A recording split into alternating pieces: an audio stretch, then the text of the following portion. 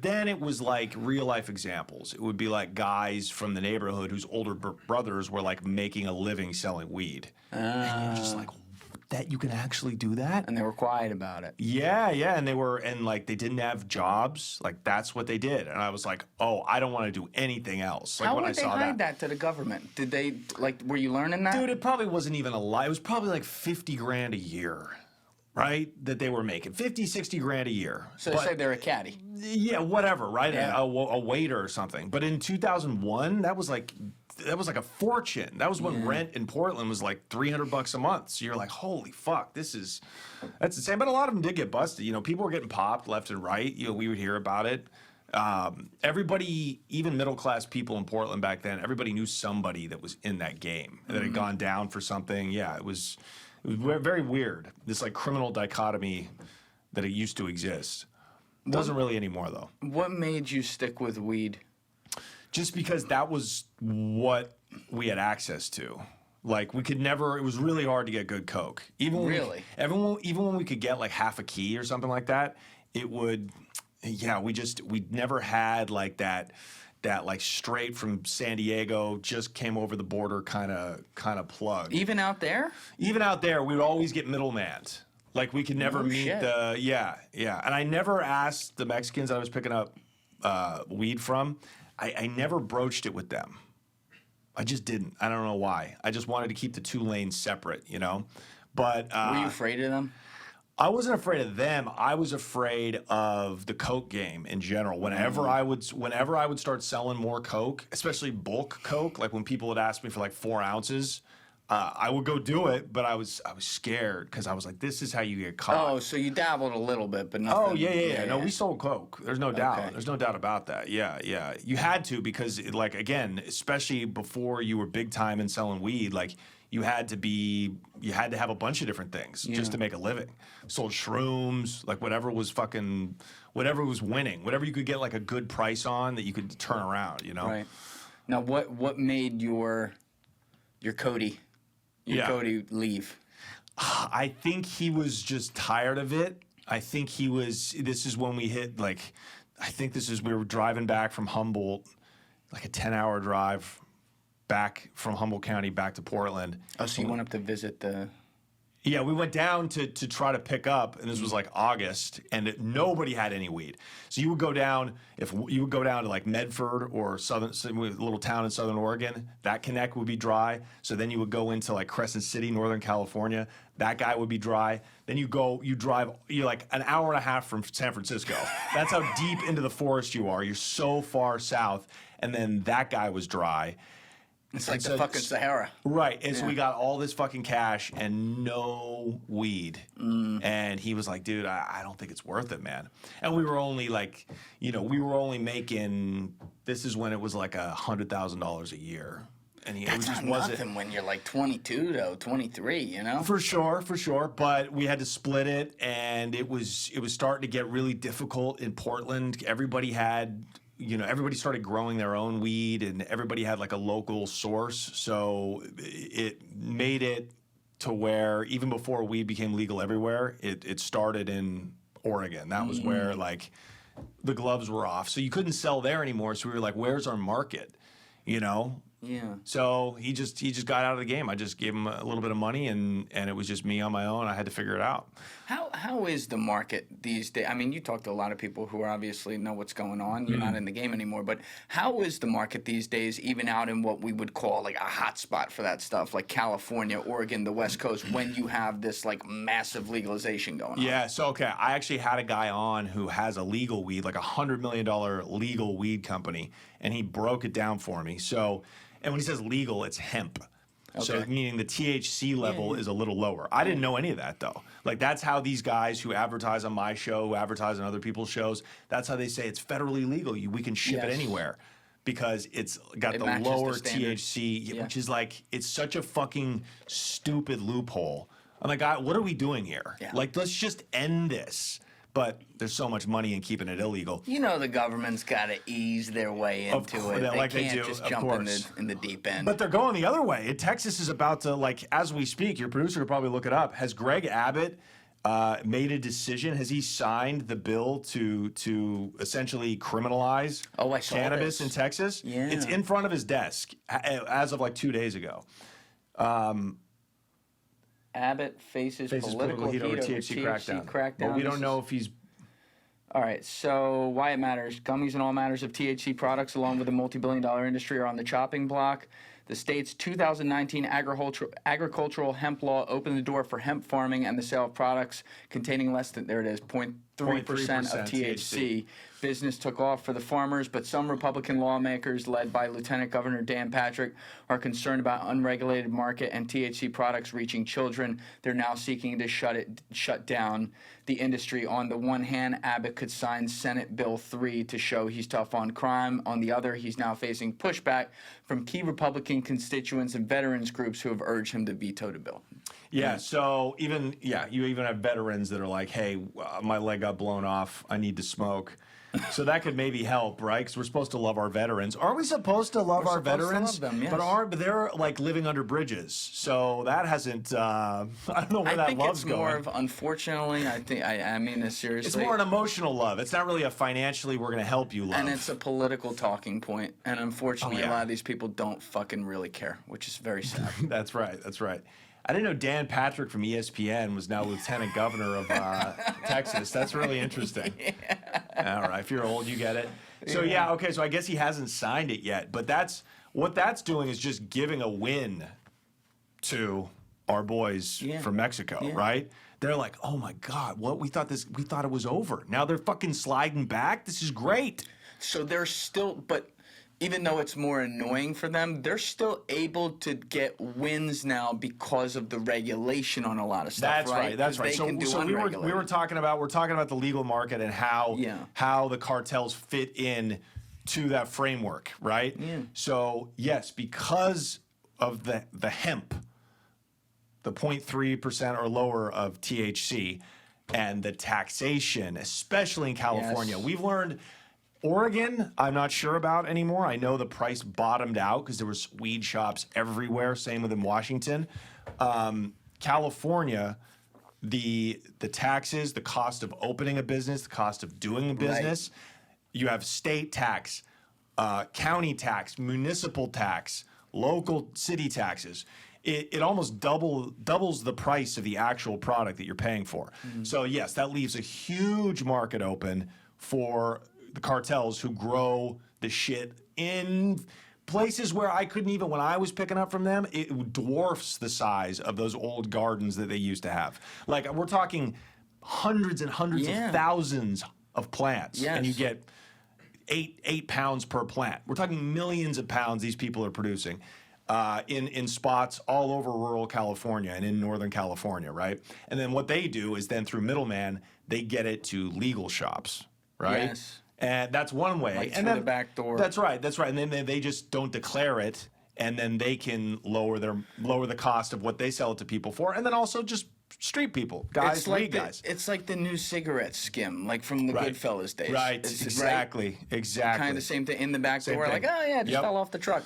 Yeah, I mean, they have that in Britain. We went out and interviewed a bunch of British gangsters, and they have a huge untaxed alcohol import racket because their alcohol there is taxed like our weed is taxed. So there's huge money in buying bulk wine and liquor in France and then smuggling it over the channel into Britain, and you just don't declare the import tax. Hey guys, if you haven't already subscribed, please hit that subscribe button. It's a huge, huge help. Thank you. Yeah. So anything the government ever tries to do when it comes to taxation, there's always going to be people there to fill the void. So you're given a gift, but with Texas, if all THC products become illegal, then you're just basically taking us back to like the 90s. Right. So now there's big money. They're chomping at the bit. It's funny, the Republicans that want to crack down on crime and Mexicans, not this one. They are allies with the Mexicans. They are allies with the worst kind of Mexicans. What's the old Bloods They're and so Crips meme? stupid. They're like, on this one, we're together. We're together. Have you had on John Norris or Jorge Ventura? Yeah, Jorge Ventura. Okay. He's the one that really Yes. Go watch that episode if you're fascinated by the legal or the illegal grow ops, marijuana grow ops Unreal. in California. It's unreal. And these guys are like, they're aggressive about it. And they're coming around to like these rural Californians, these Okies that have been there since like the 1930s, and they buy them out. They say, hey, this place is going to shit because of us. It's not going to get any better. Like, we'll pay you cash for your ranch. And they bounce. And then they take over these big ranches. And they have drones everywhere. And they treat it kind of like how they treat rural areas in Mexico. It's tough not to admire these guys. Honestly, I think. How can you not? I'm serious though. Yeah. When you think about the level of like sophistication and genius that goes into not just Mexico and the cartels we're talking about, but high level organized crime throughout history, it's like, God damn, if these guys had decided to be scientists, like they'd have probably been fucking great at it. Right. You know? And the persistence. Yes. So we know that talent, when it comes to success, talent is like 10%. Persistence, trust me, I work in show business. Talent is maybe 10% of it, okay? I've seen some of the most untalented people, but that have all the drive, become successful beyond belief. It's all about drive and persistence. These guys are relentless. They're like, okay, no problem. We can't bring immigrants in anymore. That's fine. That we made billions. We get it. We'll go off into some other shit. The smuggling it's industry's fine, passed. dude.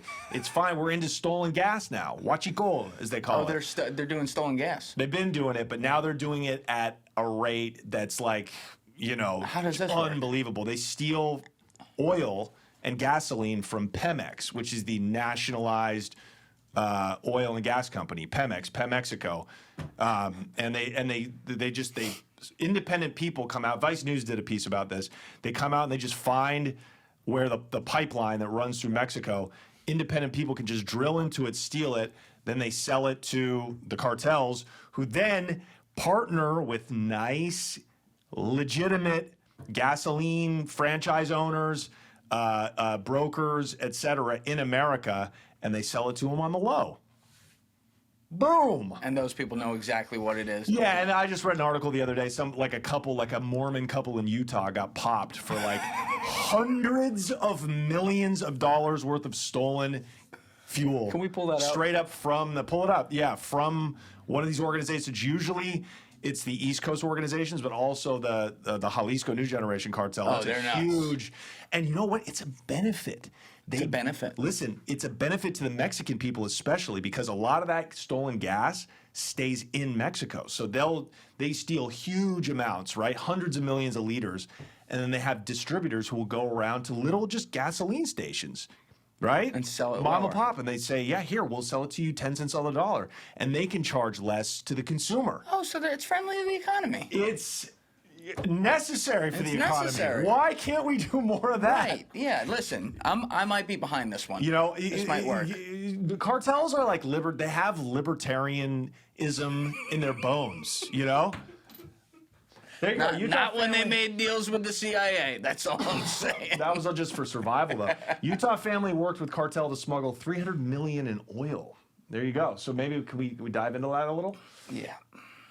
All right, so a Utah couple and their sons face federal charges following their arrest in April for working with Mexican cartels to smuggle more than $300 million worth of stolen oil into the U.S. James Lyle Jensen and his wife, Kellyanne Jensen, why didn't they arrest the other wives? It's just one of them?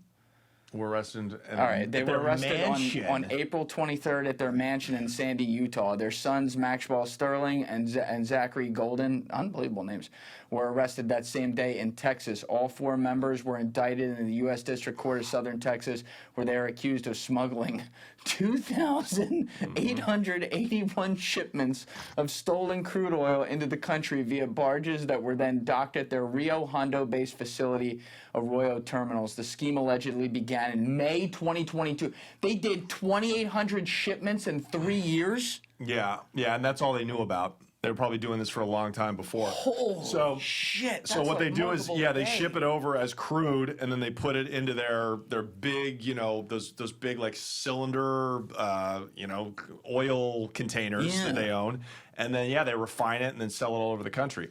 The payments for this crude oil were directed to businesses in Mexico that operate only through the permission of Mexican criminal organizations. Yeah. So it's not like they're dealing directly with like masked fucking AK-47 cartel guys. It's all done through brokers in business suits and lawyers and accountants. It's just... It's so intricate and it's so wound up into the fabric of Mexican society.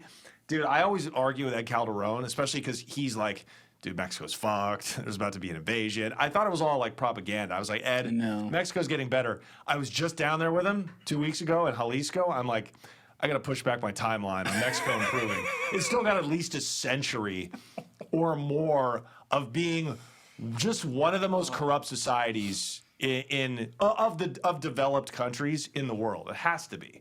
Do you, like, because you're a public figure, you talk about all this stuff too. You were in the game a long time ago in the US, but like, do you get worried going down there? I don't get worried because we're always with the right people. We're always with Ed, who's connected to, like, you know, we have armed security. We don't do like super intense shit that we used to do. Oh, you used to do it? We used to do it, and before we got successful. And now we're like, we gotta live to fucking spend some of this dough, you know? And also, like, the cartel wars, we went down to Culiacan, Sinaloa in November of 2022, and that was when everything was chill. And then 3 months after we were there, Ovidio Guzman, El Raton, one of the sons, they raided Culiacan. There was this giant, they call it Culiacanese or something, and it was huge, hundreds and hundreds of people, you know, shoot out with the military. They captured him, and then it's never really been the same. And then a year and a half later, after Mayo gets popped last summer, that's when the war started. And now, like, even Ed Calderon is like, I can't go to Culiacan. So I wouldn't go there. There's places that I just wouldn't go because Mexico's at war. Ed is like the coolest guy ever and the nicest dude. Yeah. But when, you know, he was here for like 6 hours. And when he's talking about this, he's like leaned into you like, it's all fucked, man. Yeah. And you're like, what has this guy seen? Right. He's telling you probably like 0.1% of it. I've gotten high with him and after hours... You know, after a long day, like, he gets candid about some of the shit that he did, and it's like, dog. Yeah. Don't be telling me all this stuff. I got leverage on you. It's a movie, dude. Yes, his life is a movie. And that was in Tijuana, where that's supposed to be one of the most civilized cartel places because it's right by the U.S. and everybody's got to be on pretty good behavior. So you imagine, So you imagine going to like the middle of the country, Zacatecas, or parts of Jalisco, dude. It's like tens and tens of thousands of people have disappeared since the drug war started. Disappeared. Not 500,000 have been murdered. That's on the books. There's people every day that are getting incinerated, that are getting buried. Yeah. So we went to a cartel, a piece of land outside of Jalisco, about 45 minutes outside of Guadalajara in the state of Jalisco. Guadalajara, the World Cup is coming there next year. Like, that's how nice and urbanized and modern and wealthy that place is, right? 45 minutes outside of where the World Cup is coming, okay? It's dominated by the 4 letters. CJNG. Yeah. The Nuevo Jalisco Cartel. And so there's a piece of land so they always have to train up new people.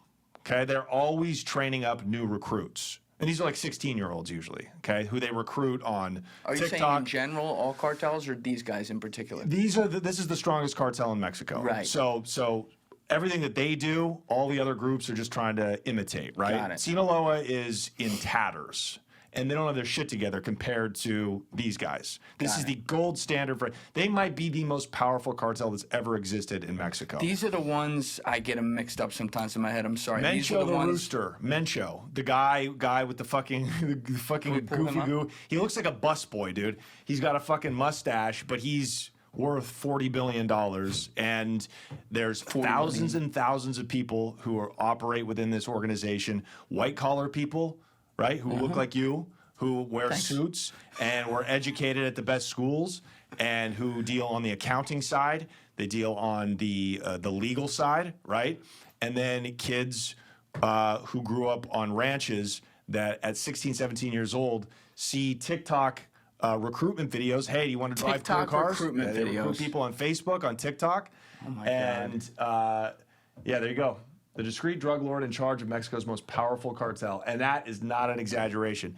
They are now the most powerful organization, especially the war that has broken up in the war on Culiacan has broken up the Sinaloa cartel. They've stepped in and just Vacuum. yeah. And yeah. Are these the guys? I'm getting them mixed up in my head because there's so many of them down there. Are these the guys Ed was telling me got trained at the beginning by like Delta Force and No, Navy no, SEAL? those are the Zetas. But That's these right, guys, the these Zetas. guys, Yeah, yeah. these guys, the Zetas were actually military guys who became leaders of drug cartels. But these guys still get trained by the military. These guys The absolutely Mexican do. military? Yep. Defectors. Sometimes they pay people who are part of the military, but they say, hey, would you like to come down for a weekend and train 17-year-olds on how to shoot helicopters out of the sky? Yeah, sign me up. 100K. Yeah, sure. I'll do Yeah, it. that's great. I think I have some time. Hey, I think I can pencil you in. So, listen, dude. So we're down there, and there's this huge piece of land, and it's like 300 acres, 300 hectares. I don't know how many acres that is. It's privately owned, but like the guy's never there, so like the public just goes and uses it. Right? They have paintball tournaments. They have like off-road championships, dirt bike riding, all that until shit. one day a pickup truck Right. pulls up with 5 essays and a fucking, with Tommy guns. And so that's we it. talked to the guy who manages the piece of land who was telling us about the time that happened. And it was a gentleman who came up. He was very polite. And he said, look, if you don't want to do this, like, we're not going to force you. We're not going to kill you. But, like, we got some new recruits. We want to use your piece of land to train them up. We need about 2 or 3 weeks. And the guy was like, yeah, I appreciate you being coy, but I'm going to let you, and your money's no good here. You're smart, right? Yeah. So he says it's about 100 people, a lot of them women, young women, yes, teenagers and women in their early 20s who maybe they don't want to be sicarias, hitmen or hit women, but there's other functions, right? Most people are not going to become sicarios. They're going to become lookouts. They're going to maybe work at call centers. Maybe they're Call centers. Yeah, maybe they're going to be, just Reach coordinating, 1-800 cartel coordination. et cetera. You could work at local retail drug shops, perhaps, whatever. But so the news media, they found all those clothes and shoes a couple months ago, and they were like, this is the Auschwitz. This is Mexican Auschwitz. They're killing people en masse. That probably was not the case. They do kill people at those training sites who try to run away. But most of the times what happens is 100 new recruits come into this training site. They strip them of their clothing. They take their shoes. They take their electronics, everything, because they don't want anybody tracing them, which makes sense. And so they just buried all those clothes at a site, and then the news got a hold of it, and they were like, oh, these are hundreds of dead bodies. No. There will be a couple of dead bodies, usually, because a couple people will try to run away. A couple people will fuck up. But a lot of times those bodies get incinerated in fuel. So there won't be any bones. Yeah.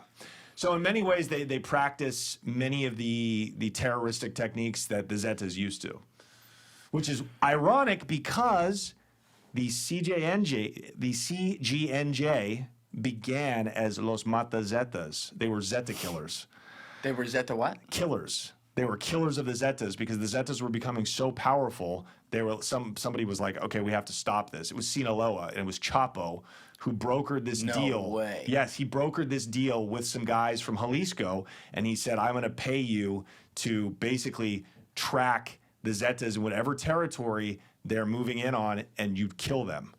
And so after that was all done, They made a Frankenstein. Mencho, exactly, he made a Frankenstein. Mencho came in and galvanized everybody, and that's how that cartel began. And now, look, they're doing a lot of the same things that their former adversaries were. Do we know how big they are? Like how deep? Do we have any estimation on how deep I would they ask are? that question all the time, and nobody knows. But like the level of power is shocking. Even now, when they have to be more subtle, the level of sophistication. They drug test everybody. They drug test everybody. They drug test everybody, and it's not just like a piss test, like a low level, easy to fool piss test. They take fucking DNA samples from your finger. way. Yes, they send it off. It's like you're trying to get a job at fucking Goldman Sachs or Amazon or something. Like, it's wild, bro.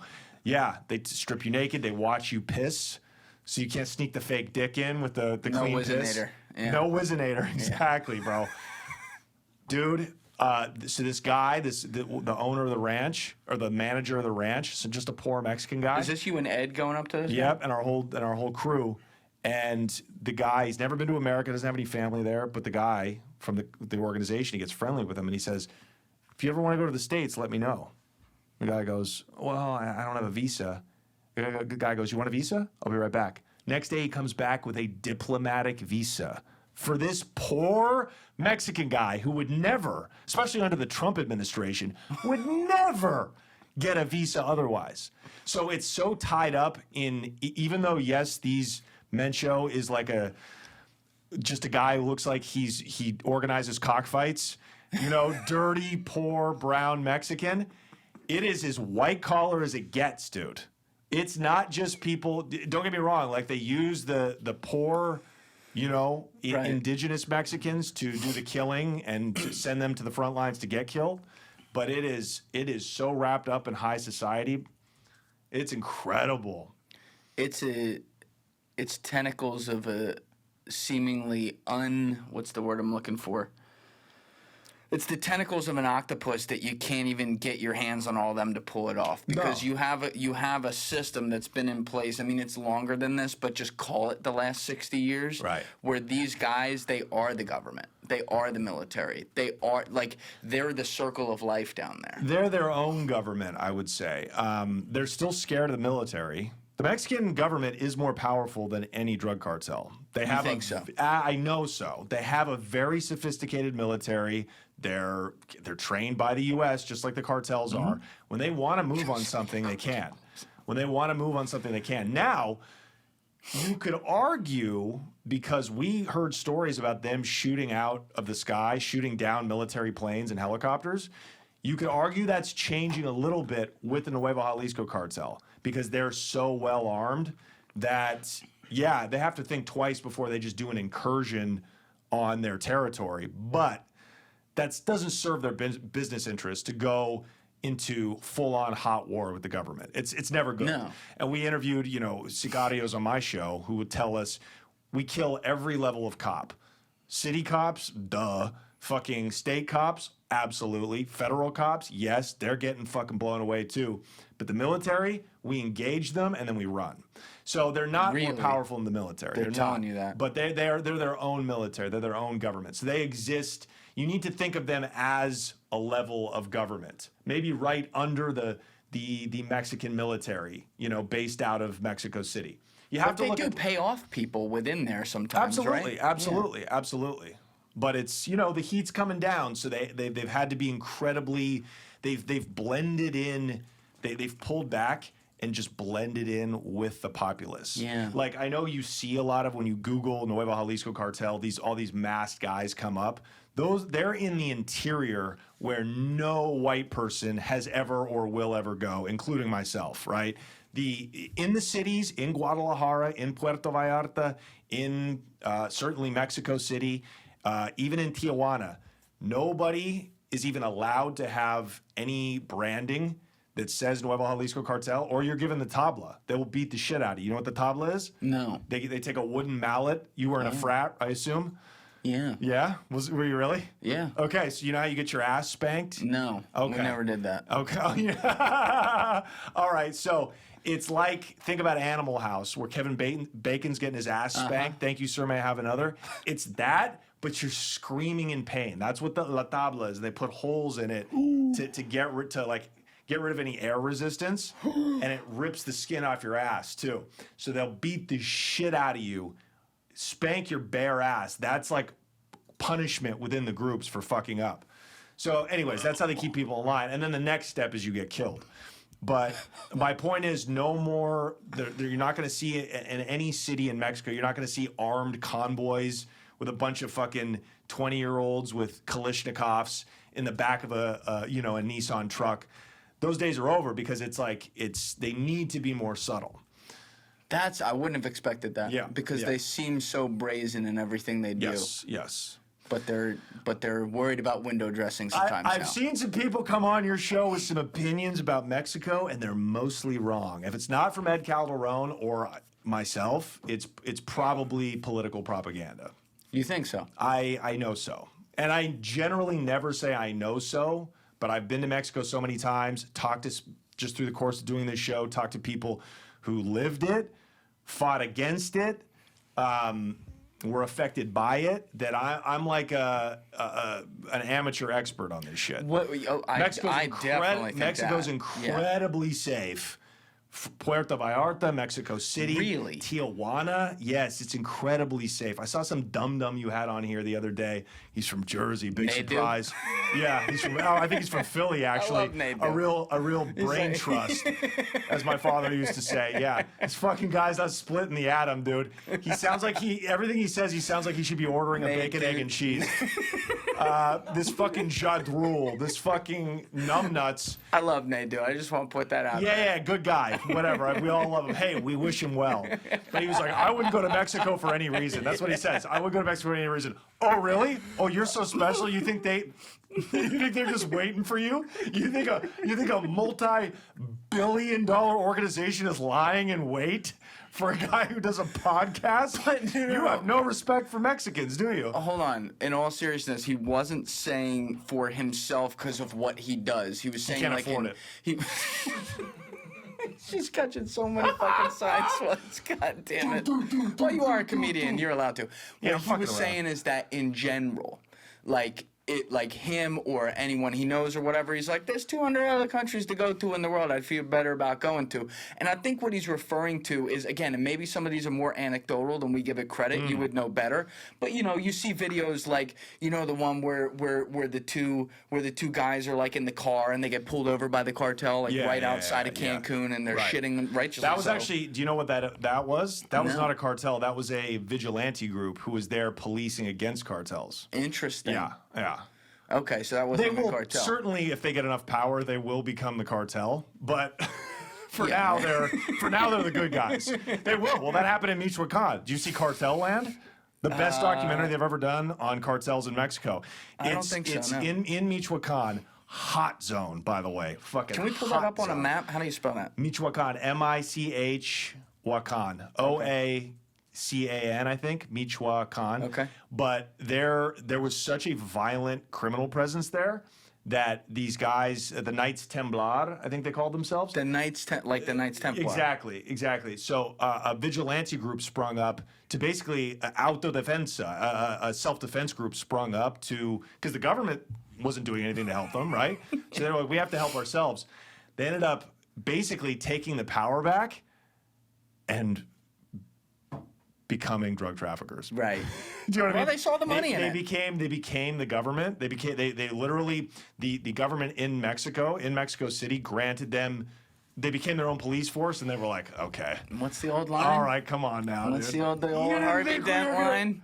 You either die a hero or you live long enough to see yourself become the villain. Right. And it's exactly what happened. So, anyways, yeah, that's Michoacan right there. So that is a Michoacan, Zacatecas, parts of Sinaloa.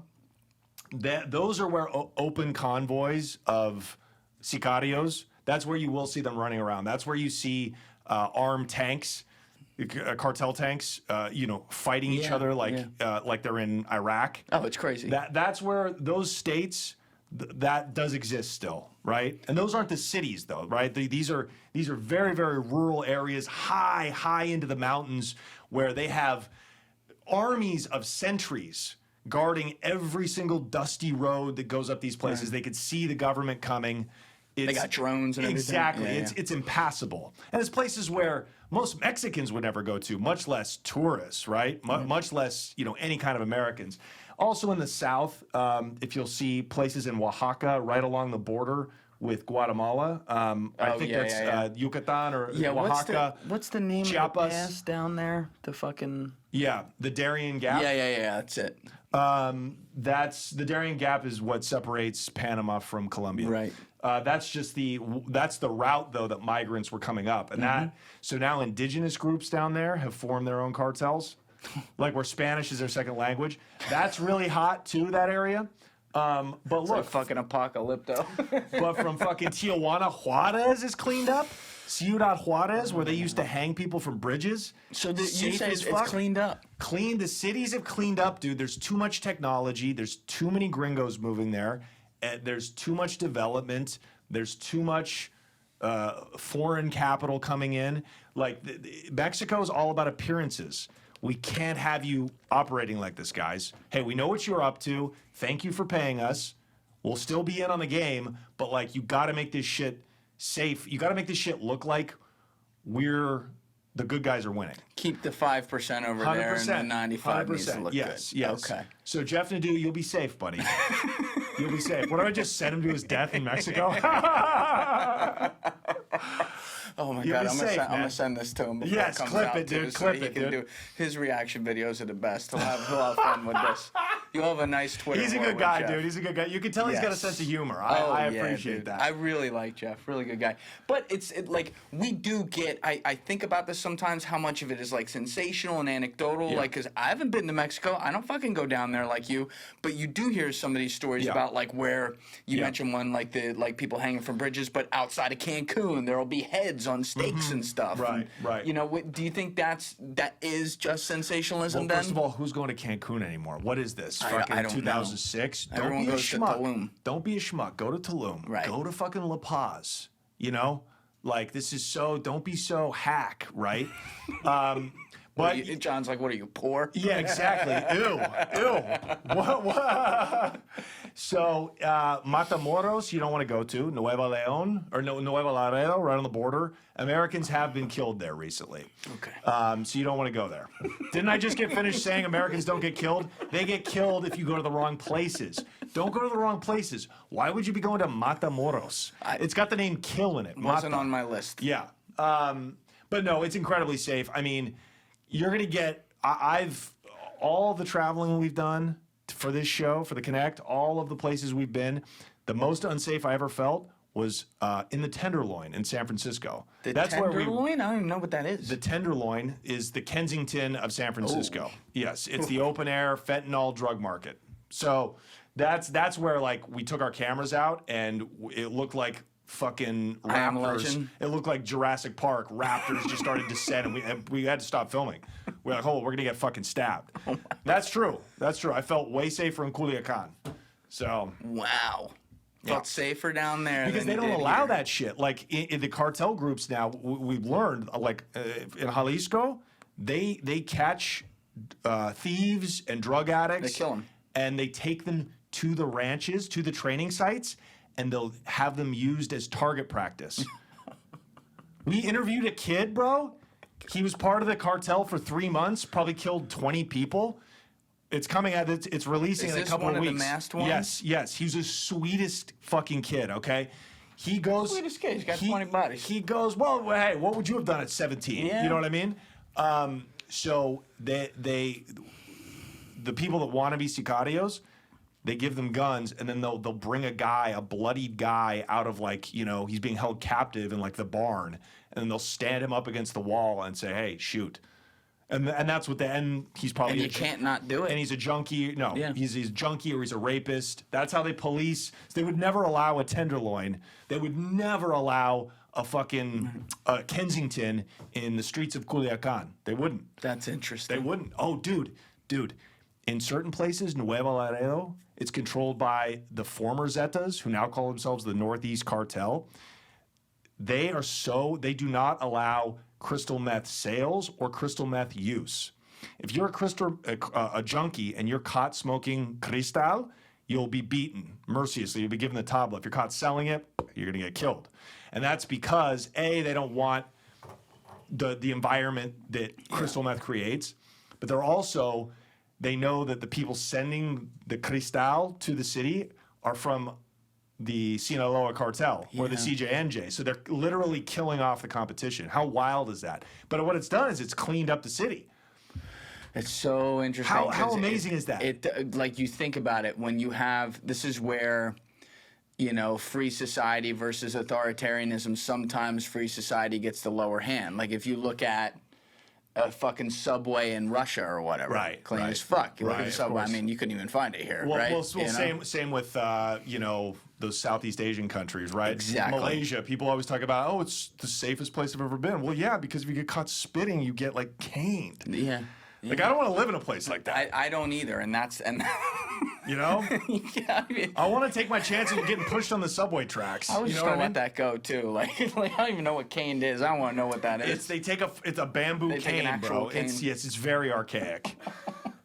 It's in these countries, dude. They just love smacking you on the backside with shit, dude. I guess so. Whether it's the tabla or the cane. But if it's so safe in Mexico, why do you guys go with security everywhere? Just precautionary? Yeah, because Ed can't allow it. We can't. It's liability. I didn't say it was so safe. But for the press it gets. It's better than. Okay. It's far better. Got it. You know what I mean? Who goes with you? Like it's you and Ed. Who the hell else goes with you? They're security companies, but these guys aren't like armed to the teeth. They have one gun with them, and they're like guys who they're former military guys, they're former cops, and what they do is they play on the propaganda. And there's these security companies everywhere, right? Yeah. So it's like a little bit of violence happens, and there's a lot of fear around it. It's just like in New York. Like, New York is the safest big city in the world, probably. One of the biggest cities in the world. And when the murder rate goes up by like 7%, the New York Post is going crazy. Everybody's like, oh, you can't go anywhere. Yeah. You can't go anywhere. So... That's interesting. That's actually, that hits home. Fear sells, dude. I do it with my own show. It's clickbait, dude. And I'll keep doing it. I'll keep pumping fear. I don't give a fuck, dude. This next thumbnail, Mexico's a death zone. Nadeau makes one of those fucking, one of those reaction videos. Now here's Johnny calling Mexico the safest place in the world. And here's a video he just put out. You can't go to Mexico. It's literally, the title's called... If you go to Mexico, you'll get killed. You'll die. You're guaranteed to die if you go to Mexico. Oh, man, it's because the squirrels. It's the squirrels of clicking. We're all like that, man. Exactly. I've stopped doing it with Bitcoin. I've made myself stop fear porn clicking, because it's like... It's too much. It's too much, and most people are wrong. Yeah, I try to go more with, like, just list stuff now. Instead of like the exposes the puppet, we'll do that once in a while when we have to. But I'd rather it be literal keywords that are discussed in here that just make people go ooh, because we do have a job to do. People do have to click. It's very thin margins, but it's like so much of the internet is just too much now. I agree. Yeah, I don't know where it goes from here. I think people are getting off YouTube. In many ways, and they're going to. Well, I'm just looking at my own audience, but I think people are going over to like the silliness of TikTok and Instagram and shit because they can't take it. They're exhausted by the news, and I get it. Oh, I get that 100%. Yeah, it's just like, and that's the nice thing about at least my angle, what I do, because like. We'll do a lot of evergreen stuff. We'll do a lot of different types of stories. My ADD couldn't even handle, like I was telling you before, couldn't even handle doing like even the same topic every time. But the news is just like this reaction world and the Twitch world of like this latest thing happened. Let's all scream about it and fucking go over the limiter of the mics. It makes you want to not follow stuff and just say let it be. Yeah, you know what I mean? Yeah. 100%.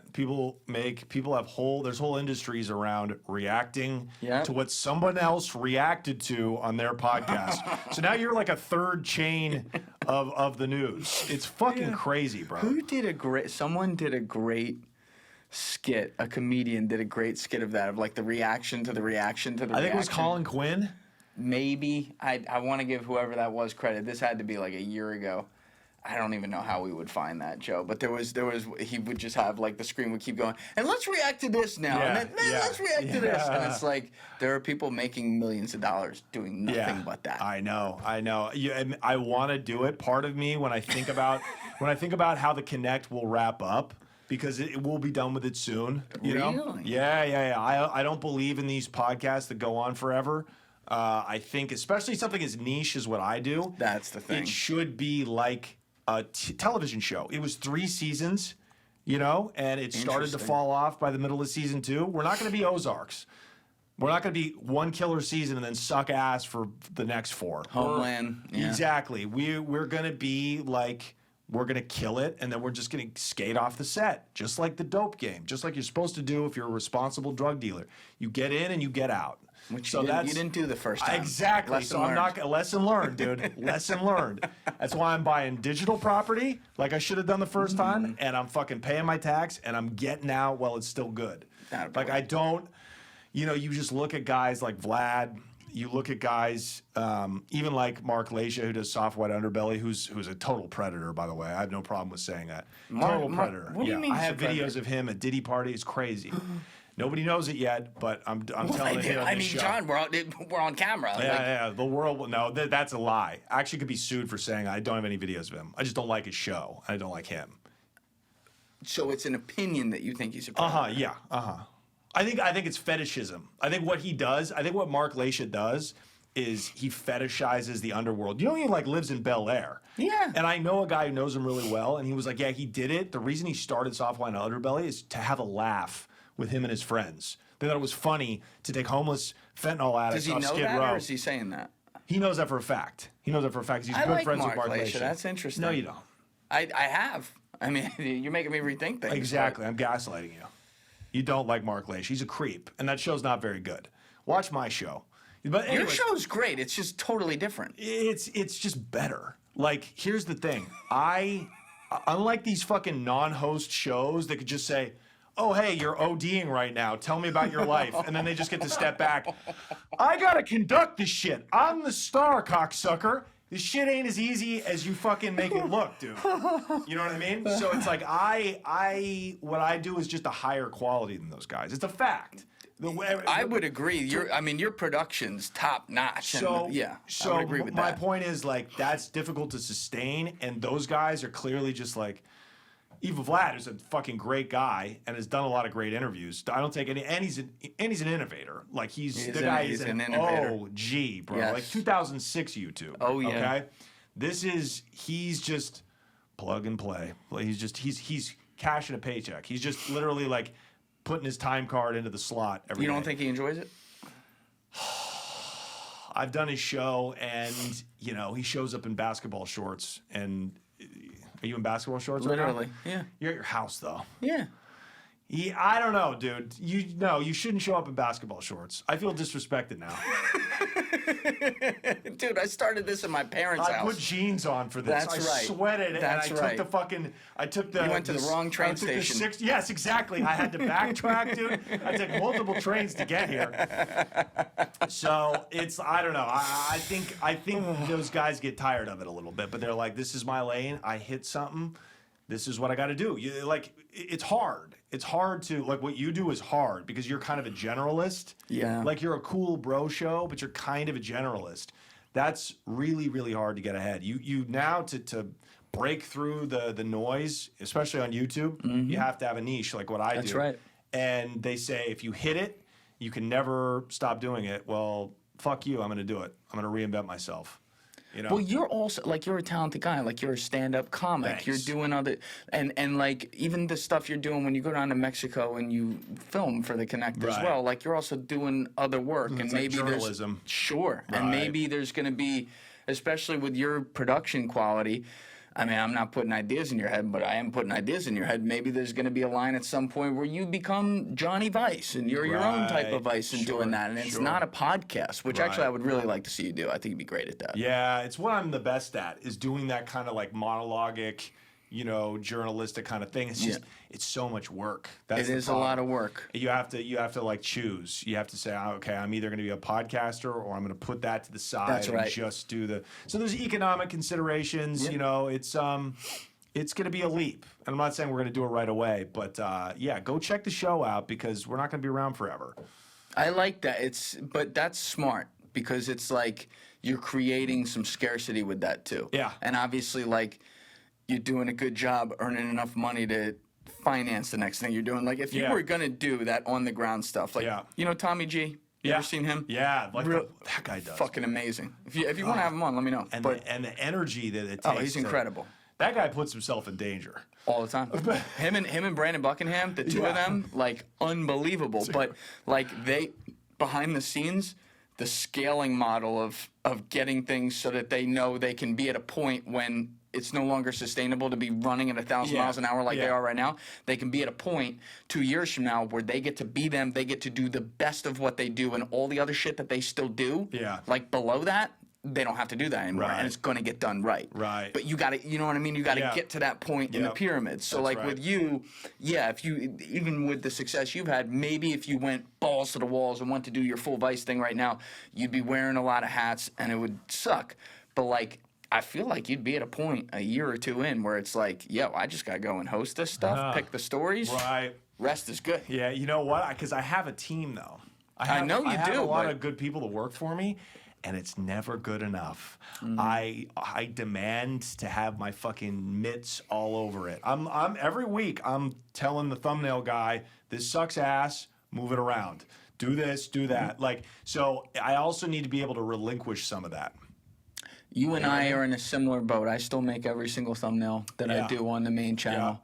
Now, there's a lot of other things. Like, I have 4 channels on YouTube that each do a different thing. Wow. But there are a lot of other things that my OCD ass, if you would have told me a year and a half ago I'd have given up by now, would have been like, you're fucking crazy.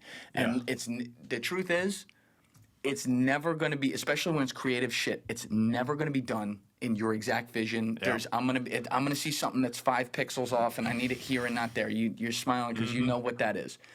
But after you just say fuck it and shut your eyes to certain things, you start to realize it usually works out. Like my guy Alessi fucking kills it. He's a content animal. Right. Smart as shit too. He just can't spell.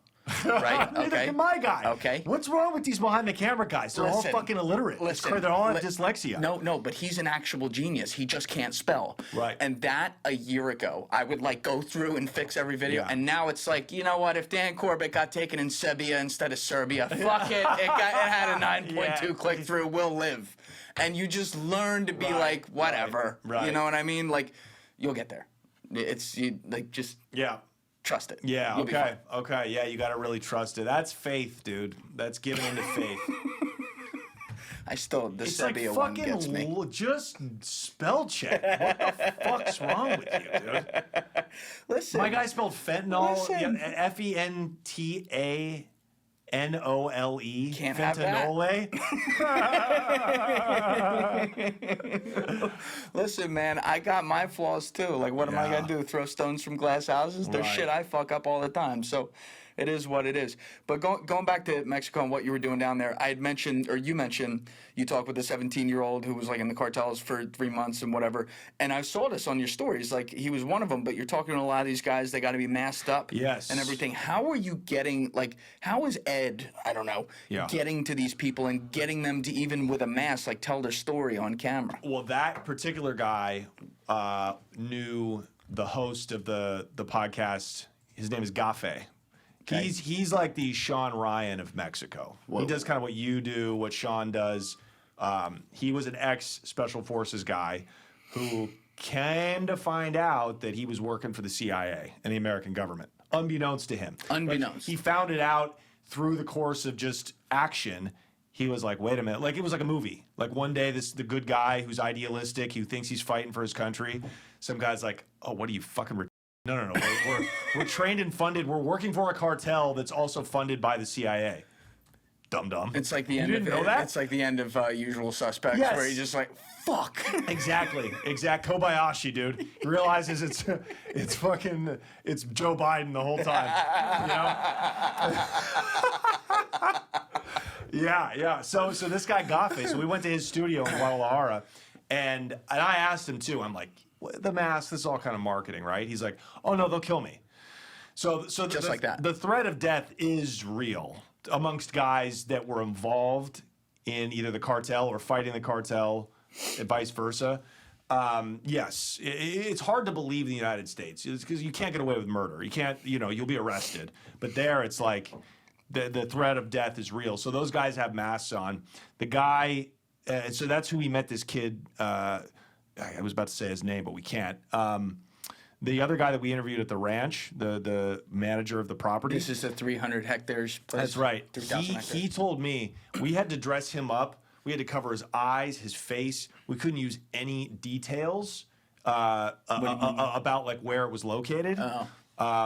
He even mentioned his dogs, and he was like, "Wait, don't put that in there," because it was so any kind of detail. The cartel, the Jalisco cartel, they have full-time social media people who watch any kind of content. They put in CJNG or Cartel Jalisco Nueva Generación into YouTube. They know. Hey, I see it right now. Because they know they're used as clickbait, right? They know that they're used in the media all the time. And anybody who's talking about them, right, who's not supposed to be, like this guy, they listen, they watch, they look for any signs in the background. This is right? like the people hunting Bin Laden in Tora Bora. Like, what's the rock like back there? Exactly. Their Oh my intelligence God. is incredible. And again, a lot of it is because they were trained up by the military who receives money from us and training from us.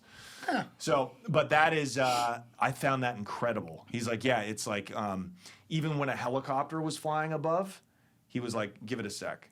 Because they know the routes of the military helicopters. There was a military training site not far from there. And so he was like, I just don't want them to like hear that and say, oh, maybe it was at this ranch. Oh my God. When we release the video, I think this guy's going to get killed. I think it's going to happen. It's like, showbiz! Dude, what are you going to do?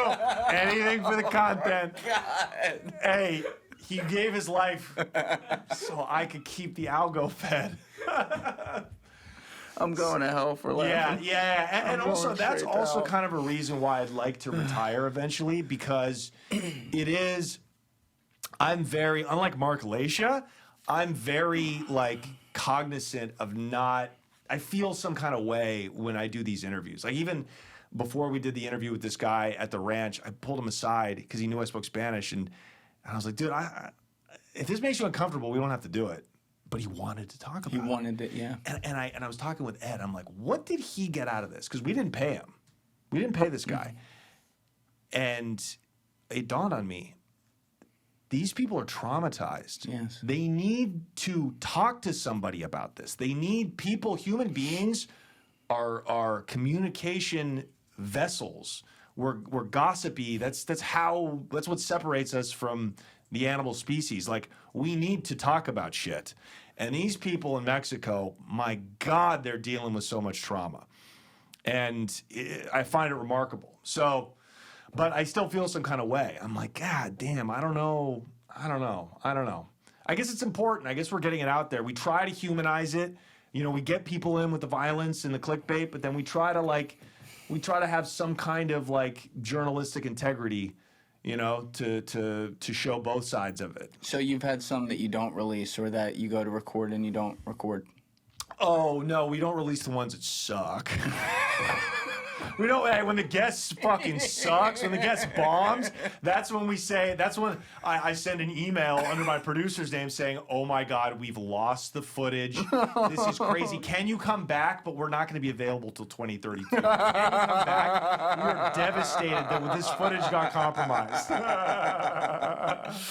Oh, I've never once in my life done that. Everything we've recorded, I've put out until actually recently, unrelated to the podcast we recorded. I can't really talk about it, but something happened separate a couple days later, and I will not put that. It could put them in danger. What's happening with the big one you did that you've been like teasing on your Instagram and shit? Which one was that? Hell, I can't remember, but it was something. It was a pretty big interview. It was something with Edward Snowden. No. No? I've never talked. I would love to do one with Snowden. I've never reached out to him or anything. Like you were holding back. You weren't going to release it, and then you just decided to. Are you thinking of me or someone else? No, I know I'm talking about Like when you. I was saying I had a bad motherfucker in here or something like that? Yeah. Yeah, that was Eric Prince. No. Yeah. No. Not Eric Prince. I know you released that one. It's a recent. You talking about the Israel stuff? Yes. So this is what I'm talking That's about. what I you're talking recorded about. both of them. The only way that, like, on October 7th, 2023, when this shit went down, Yes. completely unrelated, crazy that this happened, but I had a guy scheduled to fly in here at 9:30 a.m. that morning from Chicago. This dude, Mark Turner, who coincidentally had been training IDF guys on the Gaza border for the past 6 months. Wow. So he flies into town and we're like, holy shit. And he's opening up WhatsApp. I was seeing shit that I'm like, oh my God. And so we did a podcast on that, and it's like the shit's going down. You're just kind of reacting. You're like, what do you want to say? And so it was the kind of thing where I knew a lot about that subject matter, but I wouldn't want to do that podcast again because it's like such an emotional, instant react moment. Right. And so Israel comes up because it's a war that's happening. Yeah. Like it comes up in different podcasts, and it's been a part of podcasts for 20 minutes at a time. Yeah. But I had never dipped my toe into doing a podcast where I knew going into it that's going to be the main thing we talk about.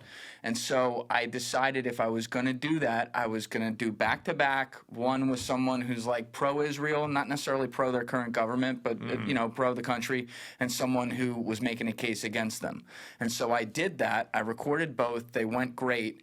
And a couple days after I recorded with the guy who was pro-Israel, and actually both guys had agreed to come back in together later, which was cool. So it went perfect. A couple days later, something completely unrelated happened. I got to be vague about that. And I was like, dude, I'm not putting out this podcast because, like, if something happened to you because of that or something, like, this is a podcast. It's not that serious. Like you didn't want it to come back on you? No. Like, I didn't want something in the real world to happen to them because of shit they said on the show that you can't just, like, cut out. Right. So I had to replace that person. And so I replaced them with Roya Hakakian, and that's why I had to wait because I had Roya and then, you know, put out Ian Carroll, obviously, who's well known on the other side of that. So thank you guys for checking out this clip. If you haven't already subscribed, please subscribe and hit the like button on this video. It is a huge, huge help. And if you'd like to check out this clip's full podcast episode, that link is in the description below or right here. And finally, you can follow me on Instagram and X by using the links in my description below.